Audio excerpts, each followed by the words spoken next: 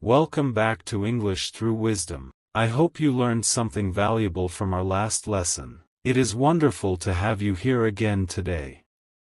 In this video, we are exploring an old Greek saying about the power of silence. By the end, you will understand why speaking less can actually say so much more. Imagine sitting at a table, listening to someone talk for 20 minutes, and then realizing you cannot remember a single thing they said. It happens more often than we think. We live in a world full of noise, endless messages, endless opinions, endless words. But what if the wisest people in history were not the ones who spoke the most, but the ones who knew exactly when to stay quiet? Today, we are traveling back to ancient Greece to uncover a saying that shaped an entire culture, a saying that can still change how you speak, think, and live. Let's discover its wisdom together. Proverb Introduction. Our proverb today comes from Greece. In Greek, it is written as πολλά λόγια είναι φτώχεια. You can pronounce it something like this: πολλά λόγια είναι φτώχεια. In English, it means too many words are poverty. Or, in simpler words, speak less and say more. At first, this might sound strange. How can words be poverty? Isn't speaking a gift? But the proverb is not against speaking itself. It is against empty speaking, words without meaning, promises without action, and talk that replaces real effort. This idea has deep roots in ancient Greek culture. Historical accounts suggest that the philosopher Plato once praised the people of Sparta and Crete, saying they were considered among the wisest of the Greeks, not because they talked constantly, but because they managed to express deep meaning using very few words. While the great thinkers and speakers of Athens filled the public squares with long debates, the Spartans built a reputation for saying only what was necessary and nothing more. Even outside of Sparta, ancient philosophers warned against excessive talking. Some believed that too many words could actually block clear thinking, making it harder, not easier, to find the truth. Why does this proverb still matter today? Because we now live in the loudest era in human history. Social media rewards constant talking, constant opinions, constant noise. People often confuse speaking a lot with having value, and posting often with being important. But real wisdom, real trust, and real respect are usually built through actions, not through empty words. This old Greek saying is a quiet reminder that silence, when used wisely, can be more powerful than any speech. Story. Eleni had always been the loudest voice in the room, and in her small village on the island of Naxos, that was saying a lot. She ran the family taverna that overlooked the harbor, the same taverna her grandmother, Hagia Sophia, had built with her own hands 40 years earlier. Eleni loved people. She loved stories, jokes, gossip, and the sound of her own laughter bouncing off the old stone walls. Customers adored her. Tourists would sit for hours just to hear her talk about the island, the sea, and the legends of the old fishermen. But Hagia Sophia rarely spoke. She would sit in the corner of the taverna, peeling vegetables or mending fishing nets, watching everything with sharp, quiet eyes. When she did speak, people listened, because her words always meant something. One afternoon, in the middle of the busy summer season, Eleni's best friend, Marina, came to her in tears. Marina's small bakery next door was struggling. She needed a loan to buy a new oven before the tourist season ended, or she would lose everything. Without thinking twice, Eleni threw her arms around Marina. "Don't worry," she said. "I will talk to my cousin at the bank tomorrow morning. I promise you, by next week you will have that oven. I will make sure of it." Marina's eyes filled with relief. "Thank you, Eleni. I don't know what I would do without you." Word spread quickly through the village, as it always did. By evening, half of Naxos knew that Eleni was going to save Marina's bakery. Eleni herself repeated the story to every customer who sat down, adding new details each time, enjoying the attention, enjoying being the hero of her own story. The next morning came, then the afternoon. Eleni got busy with the taverna, a delivery problem, a broken chair, an argument between two waiters. She told herself she would call her cousin later. Later became the next day. The next day became 3 days. By the end of the week, Marina was standing outside the taverna, her face pale.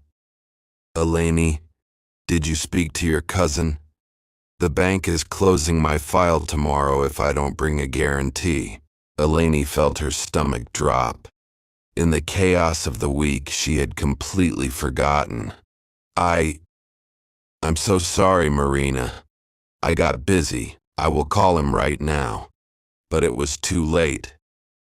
Her cousin was traveling for work and would not be back for another 5 days. The oven deal collapsed. Marina lost her chance, and with it, the extra income that would have carried her bakery through the winter. Marina did not shout. She did not cry in front of Eleni. She simply said quietly, "You always have such beautiful words, Eleni. I just wish sometimes your actions match them." Then she walked away. That night, Eleni sat alone at the taverna, replaying the conversation over and over.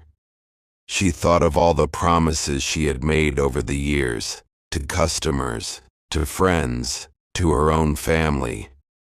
How many of them had she actually kept? Yaya Sophia appeared beside her, silent as always, and placed a cup of warm tea on the table. Eleni finally broke the silence herself. "Yeah, I ruined everything. I talk, and I meant every word. But it wasn't enough. Words weren't enough." Eleni stared at her grandmother, seeing her for the first time, not as a quiet old woman, but as someone who had carried this lesson her entire life. The next morning, Eleni did not go to Marina with more words. She went to the bank herself, waited 3 hours, and used her own savings, the money she had been keeping for years, to renovate the taverna's kitchen as a personal guarantee for Marina's loan. She said almost nothing about it. She simply handed Marina the papers and walked back to work. Marina found her an hour later, tears in her eyes, holding the loan approval. "Eleni, you didn't have to." "I know," Eleni said softly. "But this time I wanted my hands to speak, not just my mouth." From that day on, something in Eleni changed. She still laughed, still welcomed guests warmly, still loved a good story. But before she made a promise, she paused. She thought.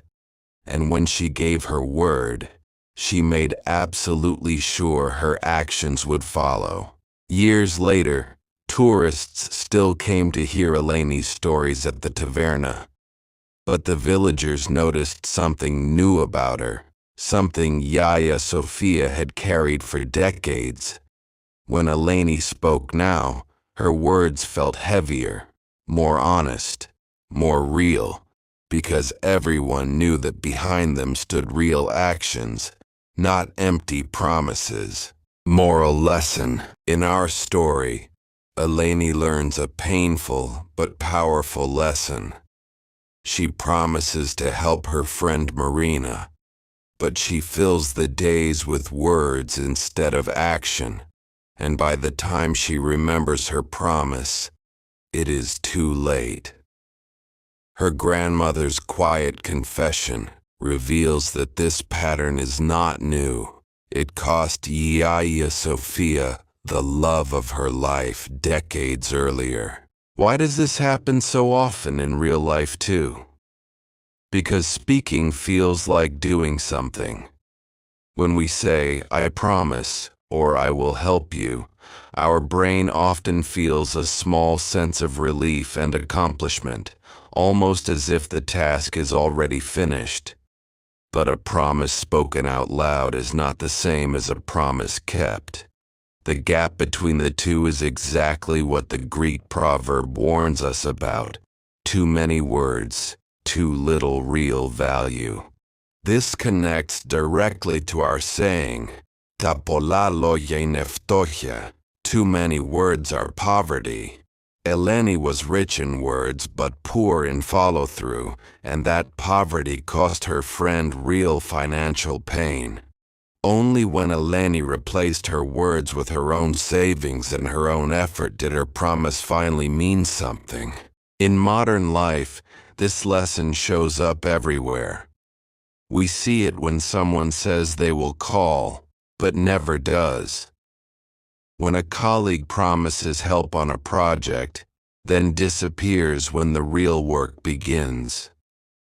When we tell ourselves we will change a habit, but we only talk about it without ever taking the first small step.